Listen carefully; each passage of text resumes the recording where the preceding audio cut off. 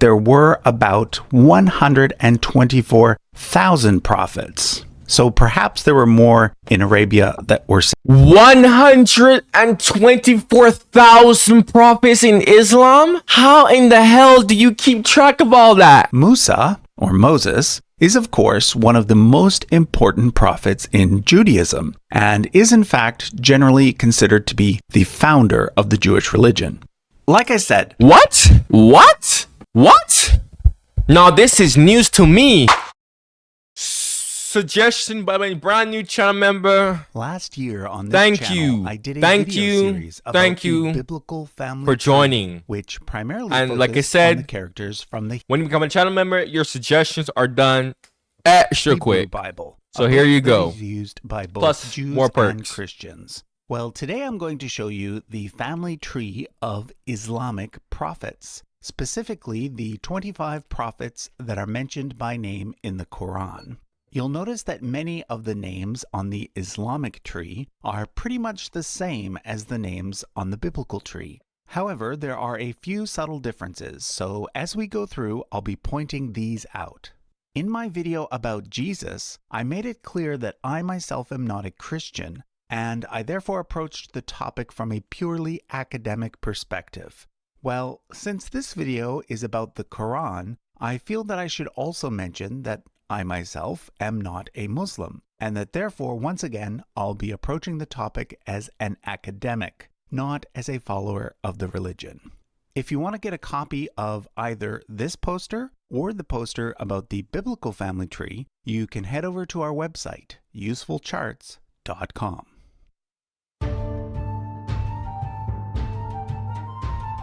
This is copyrighted? Please don't tell me this is copyrighted. Do not tell me this is copyrighted. No. So the first thing you'll notice about the Islamic version of the family tree is that it does not include any images of the various people on it. Most people are familiar with the fact that Muslims consider it offensive to draw or make any lifelike depiction of the Prophet Muhammad. Well, generally speaking, this rule applies to all of the Islamic prophets, not just to Muhammad.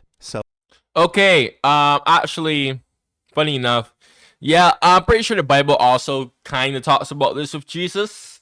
Any images of Jesus is technically forbade. Technically to sin, if I'm not mistaken. My brother, who I don't know when the hell he's gonna come on here, but he's gonna come here eventually.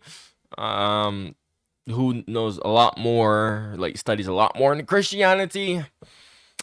He always used to stress that every time my mom would put pictures of Jesus, he would really not like that. He would really get angry with that, and he would always encourage her to take down those pictures of Jesus, because he's always like, that's not what Jesus looked like. We don't know what Jesus actually looks like. Okay, like this is forbidden. This is a false idol. You're literally hanging up a false idol. This is wrong. So just point that out. So that's why I've chosen for the other prophets in Christianity, I never heard that. Use icons made out of calligraphy instead. And by the way, the artwork was done by my good friend Siawish from the Islamic history channel Al Muqaddimah. So shout out to him for his great work. Like the biblical family tree, the Islamic version starts with Adam and Eve, the first man and first woman. Although in Islam, Eve is usually called Hawa. Another major difference that I should point out is the fact that the 25 individuals highlighted on the Islamic chart are all considered to be prophets, whereas on the biblical chart, the word prophet is only used for certain individuals, such as Moses or Elijah. So for example, in Islam, Adam is seen as being a prophet, whereas in Judaism and Christianity, he is not. According to one Islamic tradition, Adam and Hawa had two sets of twins, a boy named Kabil, who had a twin sister named Iklimia, and a boy named Habil, who had a twin sister named Leuda. Those familiar with the Bible will recognize the two boys as being Cain and Abel. Anyhow, Adam arranged for Kabil to marry Habil's twin sister, and Habil to marry Kabil's twin sister. But as the story goes, Kabil got angry because he felt that his own twin sister was more attractive, and therefore he wanted to marry her instead. This Hell nah, bro. That sounds so freaking weird. I'm gonna say something in a second, but I'm just letting him talk. along with other reasons, eventually led to Kabil killing his younger brother Habil. Thus, the line continues through a third brother known as Sheth or Seth. Now, in my video about the Bible's I thought Cain killed Abel or Abel, whatever the hell you want to. I don't know, nigga. I thought Cain killed Abel because he was jealous of him because God liked Abel or favored Abel more because Abel actually, gave proper sacrifices to God and actually, respected God more than Cain. Cain got jealous and freaking killed him. Shit, I'm not supposed to say that word. Ugh. Uh-oh, demonetized. YouTube automation. This video is not a bad video. You might be thinking to yourself, what the hell is this guy talking about? No, seriously, YouTube has a freaking automation. If you say a word, it will automatically demonetize the video. I've had that shit happen way too many times, and then they're like, oh, oopsie, sorry. I hate that. Of this tree. A lot of people asked, if Adam and Eve were the first humans, who did Seth marry? Okay, yeah, okay, look. Yeah, I already explained this. Adam and Eve were not the first humans. Now, I know this is a Muslim perspective of things. And this is actually what I was waiting to talk about. In Genesis, if you pay attention to Genesis in the Bible, I even talked about this too. God created man before he created Adam and Eve. I think is it Genesis 1, Genesis 2? It's literally either 1 or 2, maybe 3, but I'm pretty sure it's Genesis 2. But read Genesis 1 through 3. It will literally say God created man and told them to go forth and reproduce. Okay? After he created man, that was when he created Adam.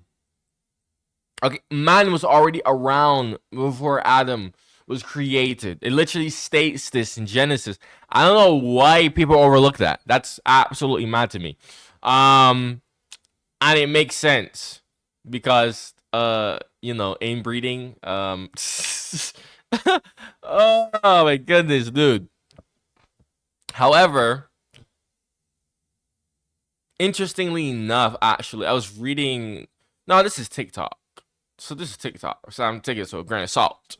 But I was reading comments on a TikTok video where someone was talking about freaking inbreeding and whatnot.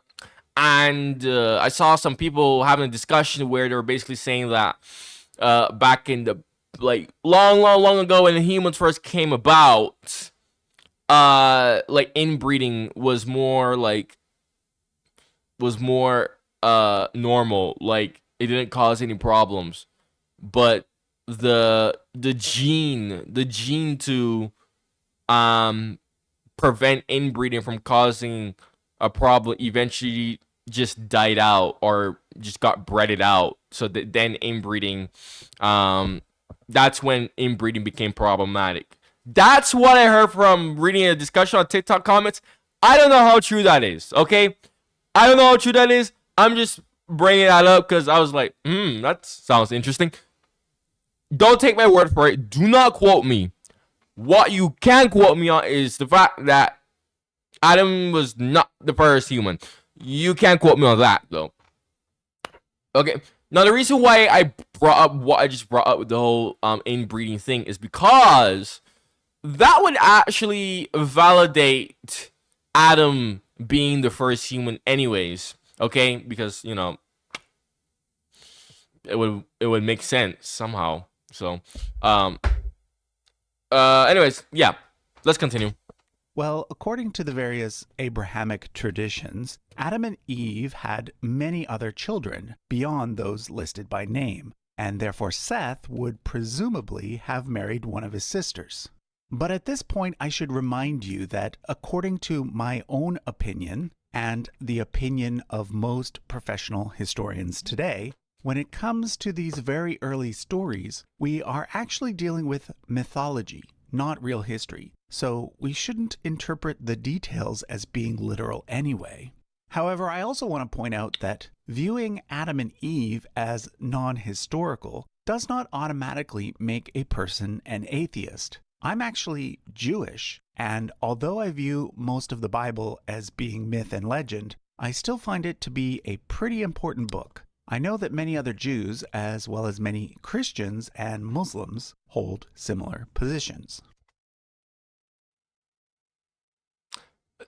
Jews view the Bible as myth and legend? What? What? This is news to me. I never knew that. Whoa. Whoa. Ha. Ha ha. This is gonna be interesting. Guys, when my brother is ready to come on my channel, ha. I was thinking about making him react to some videos I already reacted to on Islam, but I posted on his channel since I already reacted to it. But he's also gonna react to some stuff that I haven't reacted to yet, and he hasn't reacted to yet. But this video, that okay, I would definitely react to this with him when he's ready, because the whole plan is that he's gonna create his own channel similar to mine. Not exactly, but similar to mine. And I show him some videos that me and him react to, we discuss on together, because bro, we and him, we have some really good conversations together. I cannot lie, especially about religion. And I'm like, yo, we need a camera. We need a freaking camera where we talk about this, bro. People would love to hear this shit. All right. But this is interesting. He would have a lot to say right here. But since this video is simply about the family tree as traditionally understood by Islam, I won't go into the various scientific and theological debates. For now, let's just continue looking at the tree. The next major prophet in Islam is Idris, and he's generally seen as being the equivalent of the biblical Enoch. In fact, all of the names from Shaith to Idris, as well as beyond, pretty much match up with the names given in the Hebrew Bible. The spelling, which is based on Arabic, is just a little bit different. According to Islamic tradition, Idris was the first human to use a pen and the first to pursue astronomy and other sciences. He was also the great-grandfather of Nuh, better known in the West as Noah.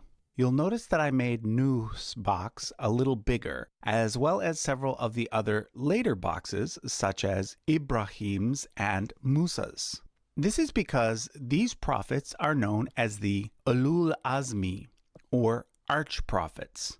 Ulul Azmi literally means the unwavering ones, and out of the 25, only 5 are given this special designation.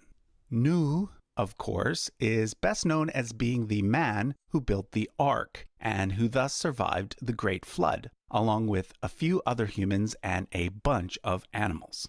One main difference between the Bible's version and the Quran's version is that in the Quran, Nuh had 4 sons instead of just 3, and that his 4th son drowned in the flood, as well as Nuh's wife, in both cases because they did not believe Noah's message.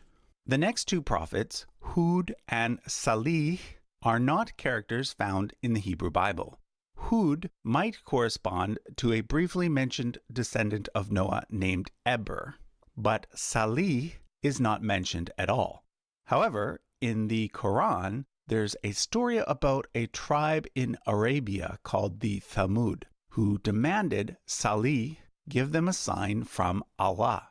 Now, note that in Arabic, Allah simply means God. It's not a proper name or anything, so I'll be using the two terms Allah and God interchangeably. So anyway, in response to the demand, God made a female camel miraculously appear out of a stone and provide them with milk every second day. But eventually the people injured the camel, and for this, their city was destroyed in an earthquake. We now come to the second of the 5 arch-prophets, Ibrahim, better known to Christians and Jews as Abraham. At this point, there's a very important split in the tree, as well as several major differences between the Quranic version of events and the biblical version of events. According to both traditions, Ibrahim had 2 main sons, Ismail and Ishaq, also known as Ishmael and Isaac. Ismail is the ancestor of the Arab people, and therefore of the Prophet Muhammad, whereas Ishaq is the ancestor of Banu Israel, meaning the house of Israel. Islamic tradition has many tales about Ibrahim that are not found in the Bible. For example, there is much more information about Ibrahim's life in Mesopotamia before he traveled to the land of Canaan. One famous story has him being thrown into a large fire for promoting monotheism, and in that story he walks out unharmed. But the most important difference between the Islamic version of Ibrahim's life and the biblical version concerns the sacrifice of his son. In the Bible, Ibrahim is commanded to sacrifice his second-born son, Ishaq, whereas in the Quran, although the name of the son is not given, the person in the sacrifice is generally understood to have been Ibrahim's firstborn son, Ismail. In Islam, both Ismail and Ishaq are considered to have been prophets, as well as Ibrahim's nephew Lut. Lut is the equivalent of the biblical Lot. And in Islam, the story of God destroying the cities of Sodom and Gomorrah pretty much mirrors the biblical story. However, Islamic tradition has a lot more detail about. Yo, let me talk about Sodom and Gomorrah, right? I don't know if I talked about this before. I don't know, maybe a long time ago when I didn't have like much people watching me. But the woman who turned into a pillar of salt.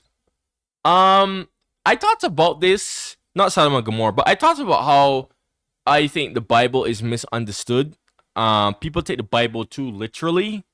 The Bible talks in parables, and a lot of people, and I used to think this myself, but I low-key kind of just clocked this in my head.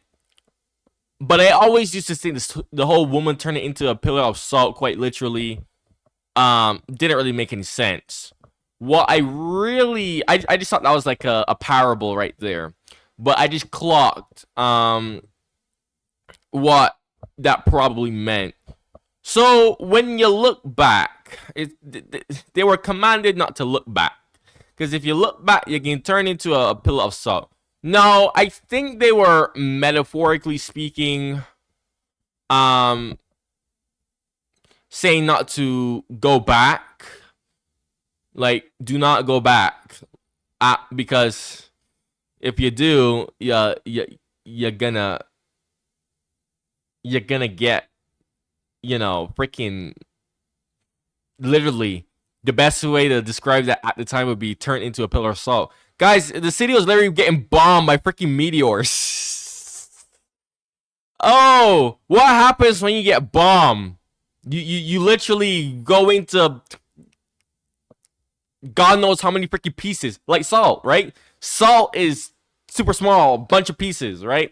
So what I'm saying is, I think what it was saying is, don't go back to the city, because if you go back to the city, you're gonna get killed and you're gonna get turned into a bunch of small pieces that no one won't be able to ever, you basically, you're gonna get, you're gonna splat, right, by a freaking meteor. A meteor's gonna explode on your face, and you're just gonna be eighty binksy pieces. I think that's what that was really saying. I don't think she actually turned into a real pillar of salt. I used to believe that. I used to take that face value, but as I got older and I started thinking about that more, and I realized that the Bible talks in parables, I was like, wait a minute. Wait. Let me reanalyze this story real quick and actually make a better inference. So yeah, that's my whole inference on that. Let's continue. About Ismail. According to Muslims, Ibrahim took Ismail to Mecca, where together they built the Kaaba, which today is the most sacred site in Islam. When Muslims pray, they always pray in the direction of the Kaaba, and one of the pillars of Islam is the requirement to make a pilgrimage to the Kaaba at least once in a person's life, if they are able. There's a famous story that occurred just after the Kaaba was built. When Ibrahim was about to leave Ismail with his mother Hagar in Mecca, Hagar asked, "Who will take care of us?" To which Ibrahim replied, "Allah will." After they are left alone, they eventually run out of water, and Hagar runs between two nearby hills, Safa and Marwa, 7 times, searching for water. When she returns to Ismail empty, is the hill in the room with us? handed, a miraculous spring suddenly where's the appears, hill? which is now known as the Zamzam well. Today, the pilgrimage to Mecca often includes traveling between the two hills 7 times, like Hagar did, and then a drink from the well. Where's the All hill? of the remaining prophets come from the line of Ishaq, with the exception of Shuaib and Muhammad. After Ishaq came his son Yaqub, who is Jacob, and Yusuf, who is Joseph.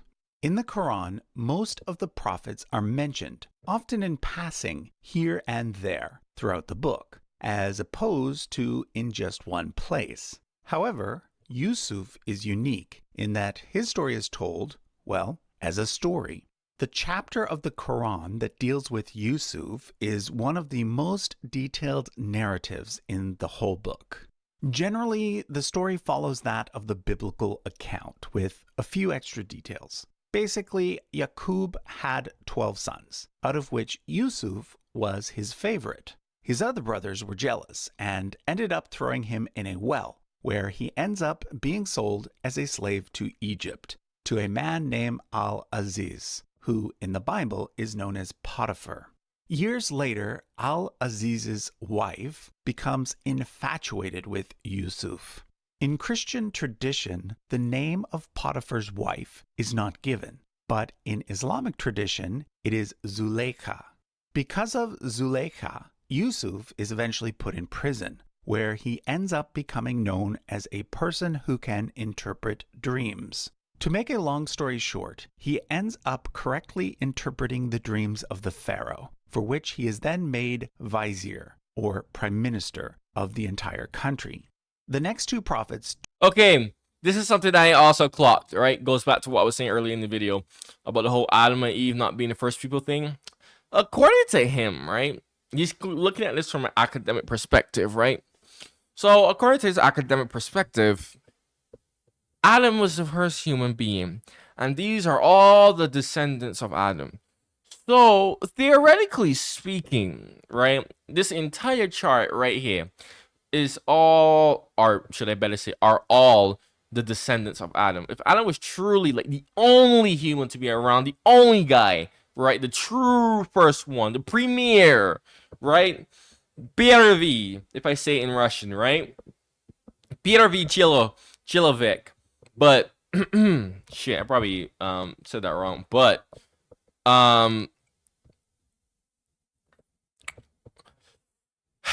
there shouldn't be other people to tell these stories in layman's terms. You see how when Noah and the ark, right, happened, okay? If Adam was truly like, because again, I'm just following the chart. He said Adam was the first person. These are his descendants, okay? If we remember the chart, we saw the chart, okay? There was only few people that was descended from Adam. So by the time it reaches Noah, right? Where are these other people? Where did they come from? You know, the other people that God had to kill. Where did they come from? Right? Where'd they come from? Again, I'm just following the chart. Just like put 2 on 2 together. If we follow the chart, they're theoretically speaking, if we just follow the chart, if we're following the logic of the chart, there should not be other people. There should not be other people. Also, going back to Cain and Abel, actually, when Cain killed Abel, right? We're under the assumption that it was just Cain, Abel, Adam, and Eve, right? Or if you're Islamic, the other siblings that apparently they had. Bro, if you pay attention to the Bible, when God freaking basically cursed Cain for all his life to, what was it, like, walk around the earth or some shit forever or ever or some shit like that. Cain was like, bro, other people are gonna want to kill me when they hear that I freaking kill Adam. Oh shit. This video been demonetized. Shit. Whatever. Who are these people though? Again, if Adam and Eve were the first people and they had Cain and Abel right afterward, and you know, if you believe other shit, you know, I'm not saying shit as an insult. I'm just saying, like, if you believe other stuff, like apparently they had other siblings according to this chart, right? But if you believe all that, there shouldn't be nobody else. So why would Cain be afraid to wander the earth? It should just be him alone, just wandering the earth, because he literally stressed this to God. He was like, bro, people are gonna want to freaking drop me. They're gonna want to pop me. They're gonna want to unalive me. So, you know, God was like, all right, I got you. I'm gonna make sure that, you know, like, that's not gonna happen to you, that those other people aren't gonna do that to you. But again, I'm just saying that because, like, put 2 on 2 together, bruh. Like, all right, let's continue. Do not come from the line of Yaqub. In Islam, Ayub, who is known as Job in the Bible, is thought to have been a descendant of Yaqub's brother Al-Alyas, aka Esau, whereas Shoaib is thought to have been a descendant of another son of Ibrahim, known as Madian. Interestingly, although Islam originated in Arabia, only 4 of the 25 prophets named in the Quran lived there. Shoaib is one of those 4, the others being Hud and Salih, who I mentioned earlier, and of course, Muhammad. I should also mention that although only 25 prophets are mentioned in the Quran, it is traditionally understood that there were about 124,000 prophets. So perhaps there were more in Arabia that were 124,000 prophets in Islam? How in the hell do you keep track of all that? What? No! How? 124,000. Guys, the population of my mother's country, St. Lucia, is like 180,000 people. The population of my country is 280,000 people. That is almost, or a little bit above, I'm shit at math, but that's like almost 1/3, a little bit over 1/3 the population of my country. What the heck? Guys, I don't think y'all realize how big, like, how truly big that is. Because a lot of y'all, right? A lot of y'all are from these, like, big cities, okay? that have like millions of people. And I live in a big city that has well over a couple million people. You know, Jacksonville, Florida, right? Now you know that a million people is a lot, but guys, I'm telling you, 50 to 100,000 people. Hell, I will even go as far as say anything above 10,000 people is a lot. Is a lot. It's a lot. It's a lot. To you who live in a big city. Now, I have other people that probably don't live in a big city, that are from smaller regions, communities, countries, or whatnot. And you know what I'm talking about? But I'm telling you, you will be put somewhere with like, I don't know, Barbados, population of 280,000 people. That is significantly less than what I'm living in right now in Jacksonville, which is like a couple million people. Either 1 to 3 million people live in Jacksonville. I don't know. I haven't checked the stats in a long time. It will feel the same. It will feel the same. It legit feels the same. You will not feel a difference. You will genuinely not feel a difference.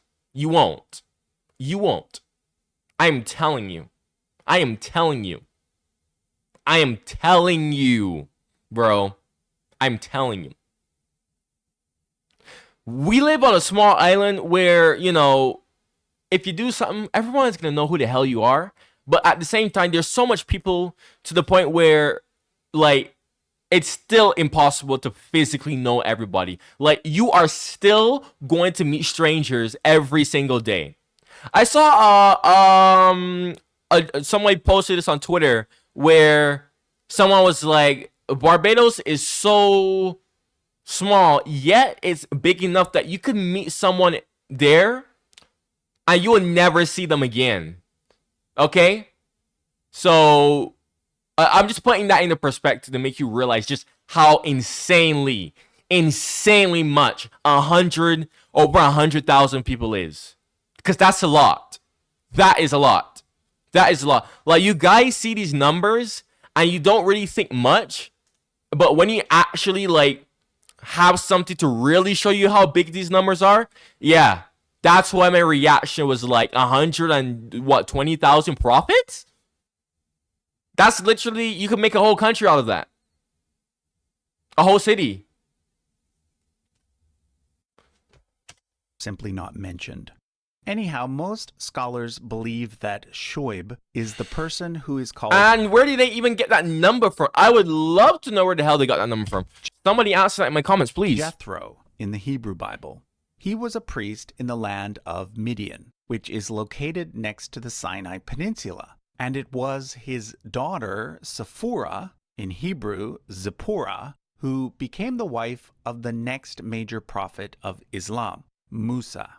Musa, better known in the English-speaking world as Moses, was the third of the 5 Ulul Azmi, or arch-prophets. And in fact, his name is mentioned in the Quran more than any other prophet, showing up a total of 135 times. Woo! Musa and his brother Harun, known in English as Aaron, are primarily associated with the Exodus story.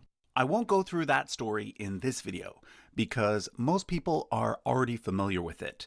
And also, I'll be doing an entire episode on Moses next week. But I will mention that Musa is the first of 4 prophets to be associated with the giving of a holy book. Obviously, the Quran is the most holy book in Islam. However, there are 3 other books that Muslims consider to be holy, and all 3 of these are mentioned by name in the Quran itself. The first is the Taurat, better known as the Torah, which was supposedly written down by Musa. Because of his association with the Torah, Musa, or Moses, is of course one of the most important prophets in Judaism, and is in fact generally considered to be the founder of the Jewish religion. Like I said... What? What? What? Now this is news to me. I'll be doing... Moses? Wait. Did I hear it correctly? Moses? Wait. Moses? Moses founded The Jewish religion? Name in the Quran itself. The first is the Taurat, better known as the Torah, which was supposedly written down by Musa. Because of his association with the Torah, Musa, or Moses, is of course one of the most important prophets in Judaism and is in fact generally considered to be the founder of the Jewish religion. Wow, I did not know that. I knew what the Torah was because I remember I was researching the Jewish religion and how it started. I did not hear anything about Moses at all. I did not hear anything about Moses when I did my own personal research a long time ago on the Jewish religion, how it started. Wow. This is news I'll to me. I'll be doing an entire episode on Moses next week. Yo, I should watch that. Particularly looking at his potential existence from a historical perspective. So I won't say much about him now. Next, we come to the most Loki, I feel like I should react to that. Of the 25 prophets, Dhu Kifl. In fact, some Muslim scholars do not consider this person to have been a prophet at all. He is only mentioned in the Quran twice, and there is no agreement on which Bible character, if any, he might correspond with. The leading theory is that he is the same person as the biblical prophet Ezekiel, but again, this is debated. The only thing we really know about him is that he preached in Babylon, and that his name means owner of the double. Next on the list are the only two individuals who, at the same time as being prophets, also held the title of king, Dawood and Suleiman. In English, David and Solomon. This father and son pair descend from a son of Yaqub named Yehuda, or Judah, whereas Musa and Harun come from a son named Lawi, or Levi. Like Musa, Dawood is associated with a specific holy book, in this case a book called the Zabur. Generally speaking, the Zabur is thought to correspond to the book of the Bible known as the Psalms. I'll also point out that Suleiman is a name that has been used by many Islamic monarchs over the centuries, most notably by the greatest of the Ottoman sultans, Suleiman the Magnificent. Next up comes the prophet Ilyas. Oh, shit! I knew that name sounded familiar. And his successor, Ilyasa, both of whom are thought in Islamic tradition to be descendants of Harun, and who correspond to the biblical Elijah and Elisha. Like in the Bible, in Islam, Ilyas is said to have prophesied during the reign of an Israelite king named Ahab. If you watched my series on biblical genealogy, you'll know that Ahab is important in that he is one of the earliest characters in the Bible, and thus in Islamic tradition as well, for which we have indisputable evidence for in the archaeological record. In Islam, Ilyas is often associated with a figure called Khidr. Although he is not mentioned by name in the Quran, Khidr appears in the accounts of several prophets, most notably Ilyas.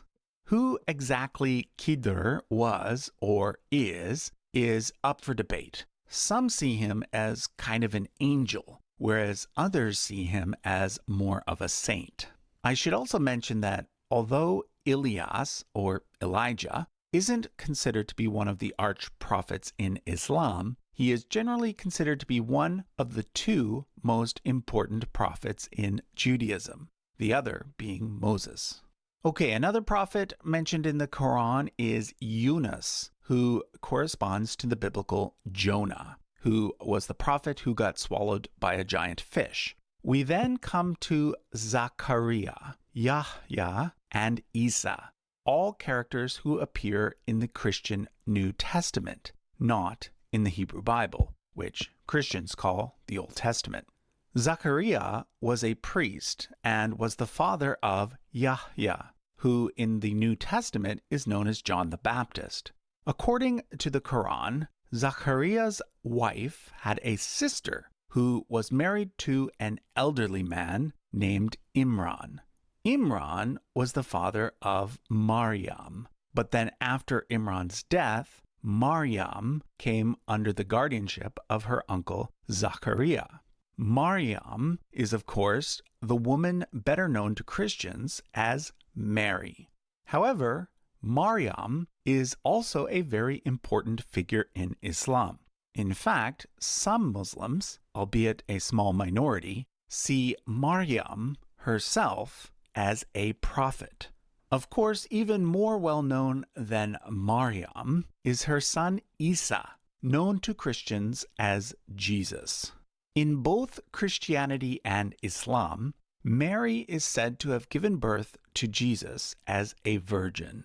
However, according to Christians, Jesus did have a father, and that father was God. But according to Islam, Isa simply did not have a father. So for Muslims, Isa is not the Son of God.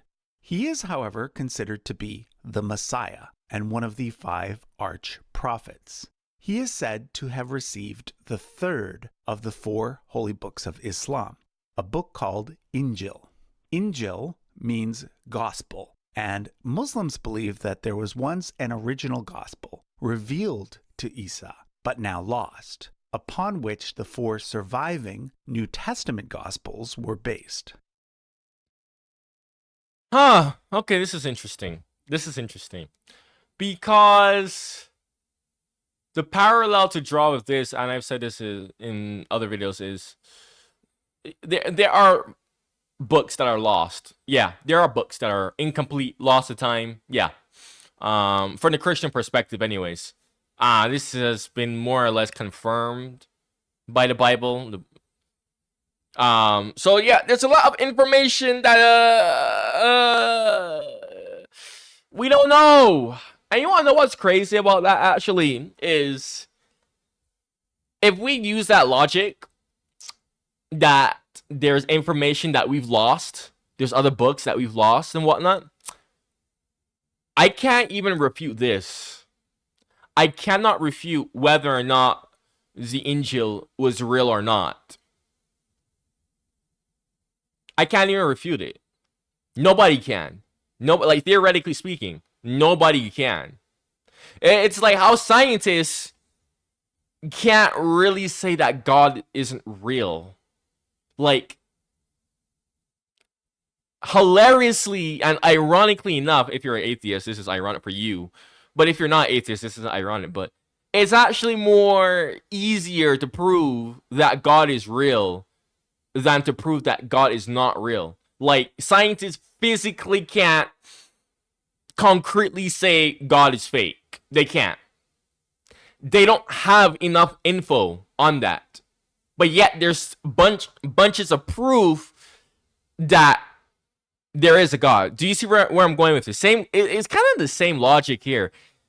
I can't say that this is false because even the Christian, like even from the Christian perspective, there's lost documents, a bunch of lost documents, a bunch of incomplete books that we were never shown, or that were just simply lost, basically. Yeah.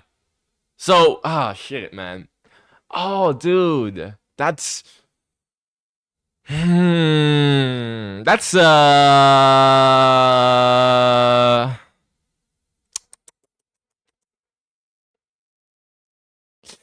man, I wish my brother was here to say what his opinion on this would be. Honestly, this has me lost for words. I low-key, like, the more I try to make sense of all this, like, it makes sense to me, but it's just so perplexing that, you know, it just hurts my head to think about, you know? The final thing to note about Isa is that many Muslims, like many Christians, believe in some sort of second coming or return of Jesus, which will occur at the end of history. Okay, we now come to the most important prophet in Islam, the 5th of the 5 Ulul Azmi, the Prophet Muhammad. According to Islam, Muhammad was the final prophet and is hence known as the Khatam an-Nabiyyin, which means the seal of the prophets. In other words, after Muhammad, Allah's direct communication with his human servants ended and was sealed off. According to Islam, Yo, Low key, that actually explains a question I've always had. I always used to wonder, well, why did God stop talking to humans directly again? And I actually never got that question answered. Oh, the irony. The irony, the irony, the irony. I got this question answered from Islam before Christianity answered it. Allah revealed to Muhammad the final and most Or maybe there was an answer in Christianity and nobody just never really bothered to tell me, or I just never saw it. important book of all, the Quran. But for Muslims, the Quran is not just a book. It's the literal word of God, and not a single part of it can be changed or even adequately translated into another language. It differs from the Bible in that, whereas the Bible is usually seen as being divinely inspired, Muslims believe that the Quran was not just inspired by God, it was literally dictated, word for word, in classical Arabic by Allah to Muhammad. As I mentioned earlier, Muhammad is said to be a descendant of Ismail. The genealogy is not actually given in the Quran, but there is a well-established tradition that traces his line back to a patrilineal ancestor named Adnan, who in turn was said to have been a descendant of Ismail. From early Islamic tradition, we also have quite a lot of details about the Prophet Muhammad's immediate family. For example, we know the name of his father, his mother, and many of his wives, the first of which was named Khadija. Only 4 of his biological children lived to adulthood, all 4 being daughters that he had with Khadija. However, of these 4 daughters, only one, Fatima, has descendants that are still living today, through her sons Hassan and Hussein. Fatima married Muhammad's first cousin, Ali.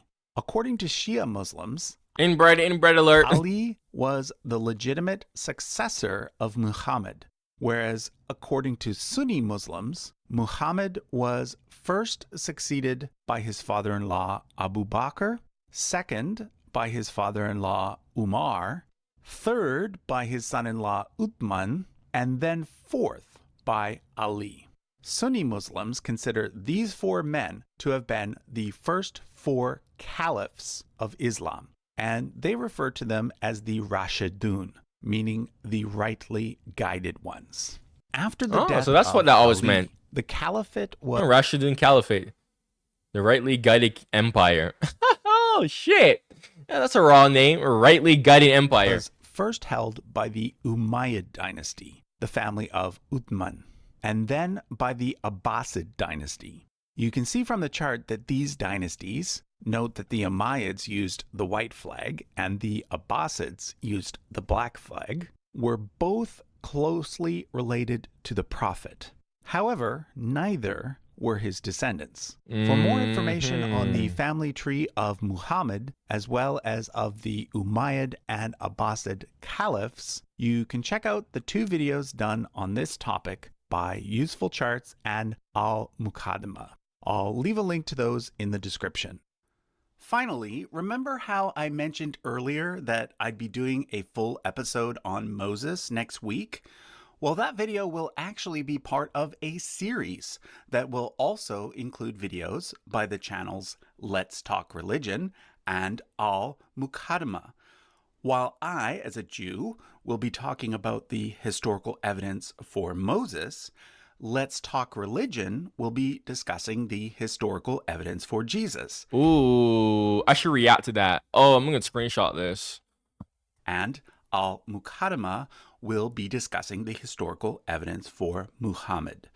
So, yo. Okay, I'm going to react to Did Jesus Exist with My Brother? I'm going to react to this one. Me and him together. I'm going to post that one on this channel. The reactions that I did to Islam and all the other stuff, I'm probably going to do like with him on his channel. But this one right here, oh, this will be good. So, if you're interested in learning more about the history surrounding Islam's final prophet, as well as both Musa and Isa, you'll want to keep an eye out for that. Once again, if you want a copy of this Okay, I think this is the end. Yeah. All right. If you made it all the way here and you're new to my channel, subscribe. If you have any other Islamic suggestions or any other historical suggestions like this, or whatever if you know that there's something I would love to react to, that you would love to see my reaction to, comment down below. Drop the suggestions in the comments. Eventually, I try to do all the suggestions. Okay, if you want your suggestions to be done faster and you are a active viewer of mine, okay, guys, join my channel membership, 99 cents a month. Again, I say active viewers who are constantly asking me to do more suggestions. Guys, I just got 3 new members within like a week. Okay, so thank you to the 3 new people. One of them asked me to suggest, well, he suggested me this video. This is awesome.